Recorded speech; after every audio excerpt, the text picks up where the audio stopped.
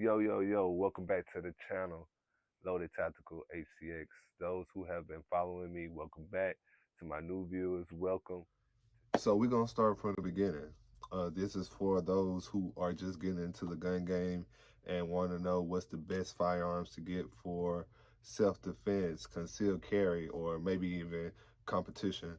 Um, so let's get right into it. I know a lot of people, including myself, do a lot of searching on YouTube, trying to see what the best firearms would be to carry around with them for self defense and things like that.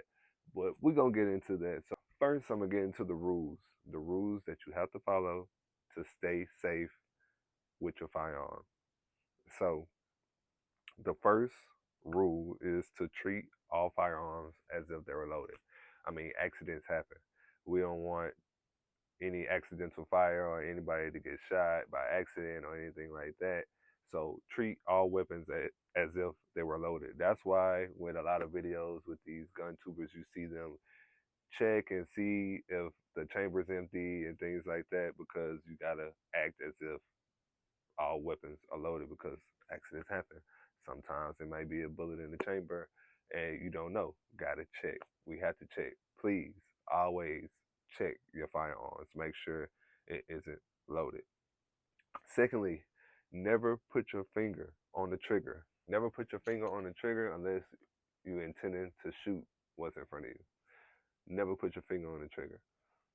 Thirdly, never point your gun at anything or anyone that you don't intend to shoot. Don't do that. Don't flex your gun to scare anybody, because that's another way that people get injured and or killed. And always know your target and your surroundings, because if you do get into a situation and you do end up firing your gun, it might be innocent bystanders, kids, things of that nature. You gotta be aware of your surroundings. So also, lastly, you got to understand the consequences when firing your firearm unlawfully.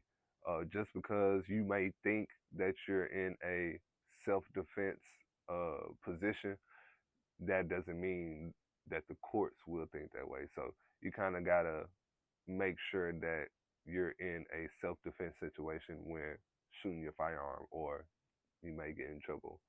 Um, and also, don't drink and shoot. Don't drink and shoot. And I think that's all that I have for you. If there's any others that you guys can think of, you can put in the comments, but I think those are the main ones. So I think that the best starter pistol would be a Glock 19 or 19X and or 17. Uh, there's a lot of Glocks out there. Um, Glocks are kind of like the go-to because they are well-rounded. They're they run. They really don't mess up on you. You don't really have to clean them a lot. They just run. They like a Toyota. They just run. You do a little oil job every now and then, and keep going. You can put miles on this thing. Another reason why I like the Glock 19X is because you can carry it open or you can carry it concealed. Now I'm talking about in Texas. You can open carry in Texas. You can conceal carry in Texas without a license.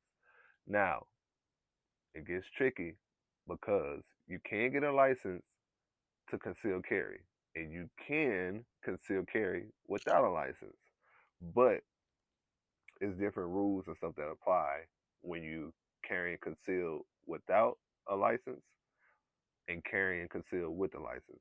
It's a difference. So, carrying concealed with a license and carrying concealed without a license. So, it's two different things.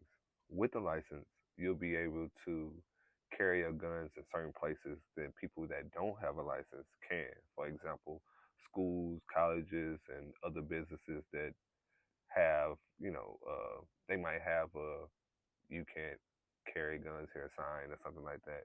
Or you'll just have to like talk to the owner of these private properties and see if it's okay to carry, and you can carry in these places.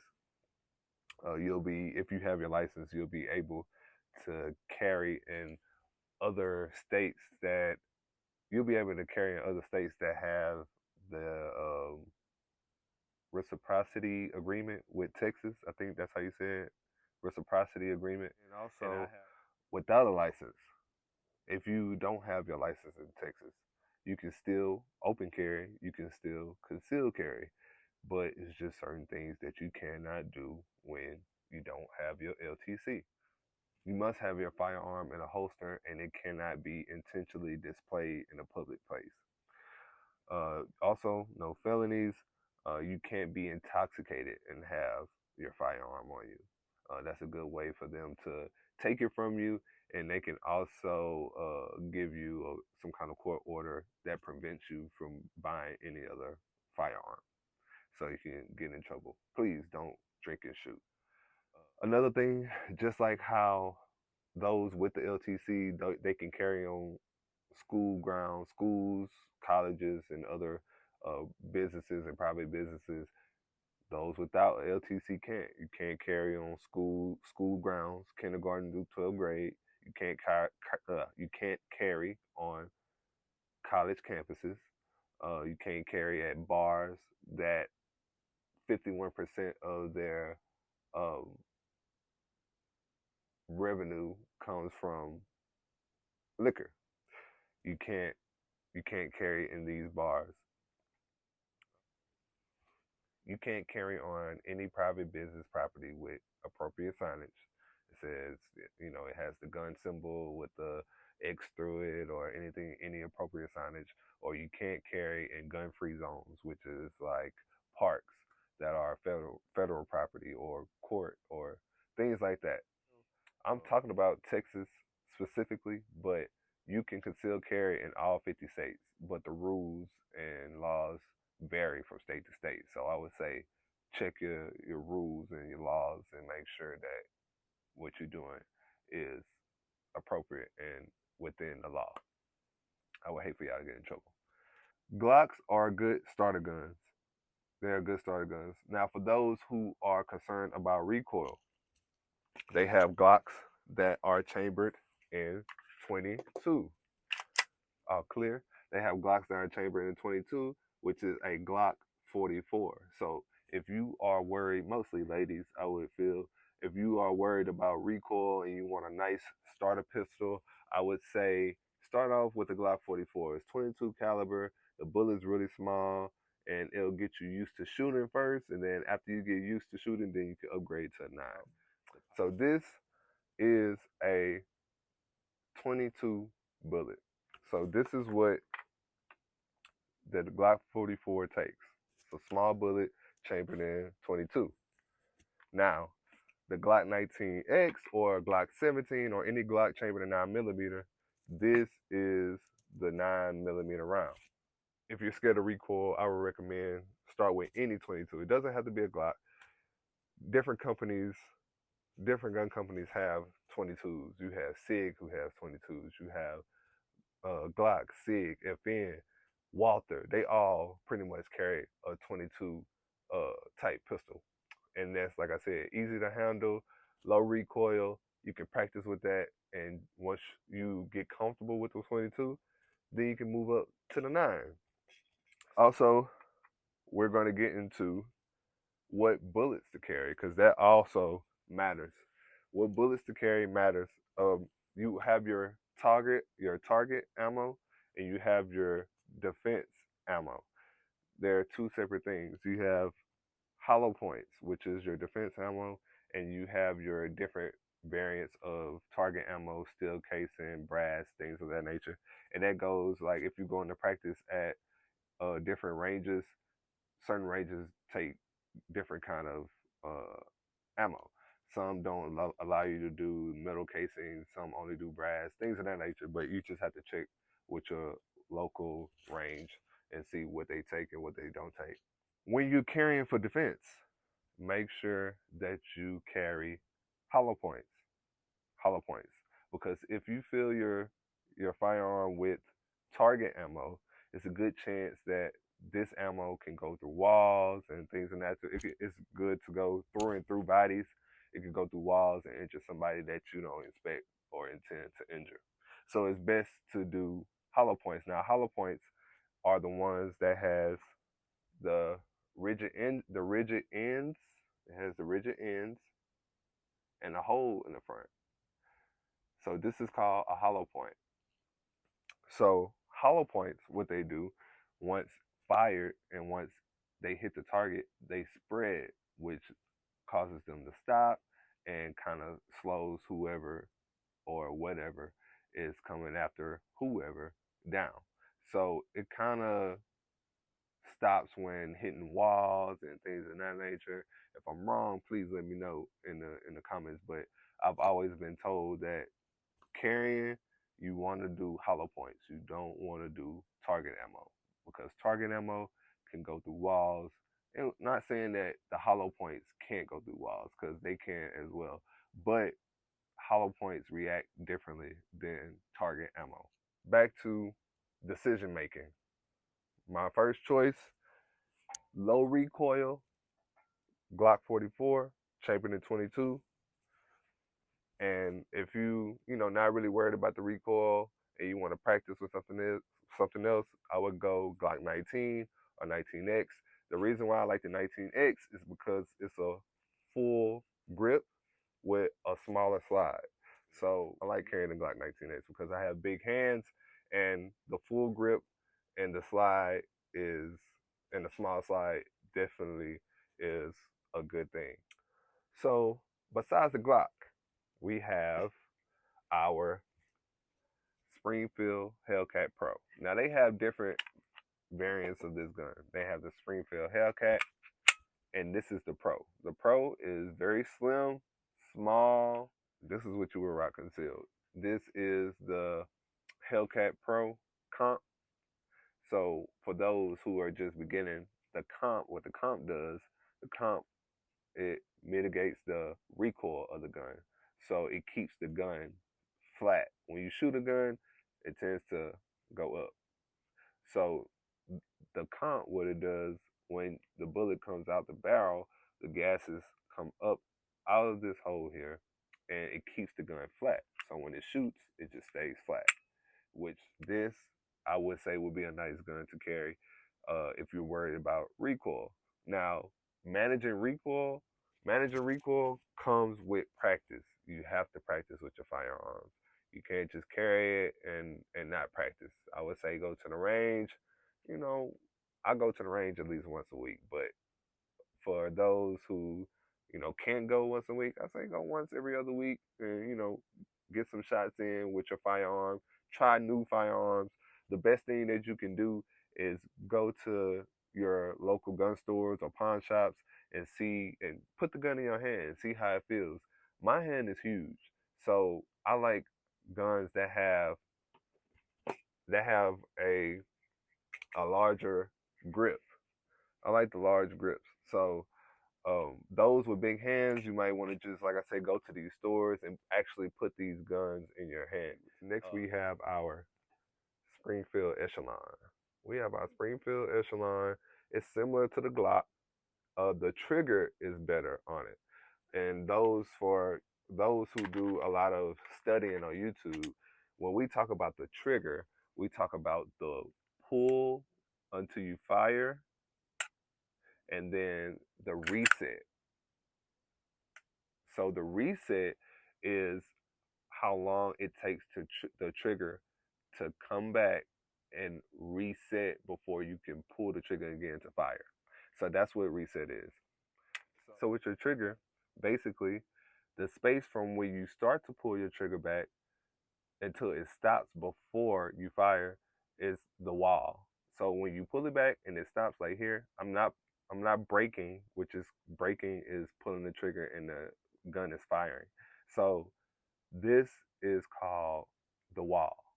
You come to the wall, and when you come to the wall, you pull the trigger and then the gun fires. So from the point of you breaking the firearm and the reset, which is here, is the point where you can fire again.